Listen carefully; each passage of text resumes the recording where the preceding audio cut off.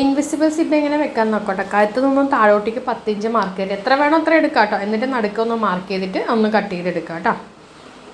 Cut ചെയ്തെടുത്ത ശേഷം നമ്മൾ എങ്ങനെയാണോ സിബ് ഇരിക്കുക അതുപോലെ ഫസ്റ്റ് വെക്കുക. കറക്റ്റ് നമുക്ക് എങ്ങനെ സിബ് വേണ്ട അതുപോലെ വെക്കുക.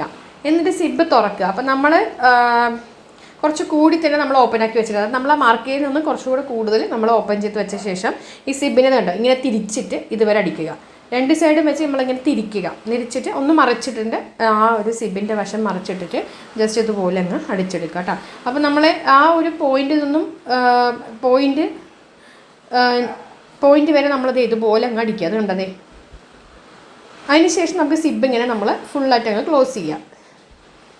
അപ്പം ഞാനിത് എടുത്തിരിക്കുന്ന വൺ പീസ് അമ്പർലയില്ലേ അതാണ്. അതുകൊണ്ട് ക്രോസ് പീസ് ആയതുകൊണ്ട് ചെറിയൊരു ഇങ്ങനെ ചുരുങ്ങി നിൽക്കണം, അതുകൊണ്ടാണ് കേട്ടോ. അതൊന്ന് അയൺ ചെയ്തെടുക്കണം. എന്നിട്ട് ഇതിൻ്റെ ഈ ഒരു ഹോൾ അവിടെ ഉണ്ടാവും. അതിൻ്റെ ഉള്ളിലോട്ട് ഈ സിബങ്ങൾ കടത്തി വിട്ട് ഉള്ളിലോട്ടേക്ക് എടുക്കുക. ഉള്ളിലോട്ട് എടുത്ത ശേഷം ഇതിങ്ങനെ വെച്ചിട്ട് ഒന്ന് തയ്ച്ചു കൊടുക്കുക.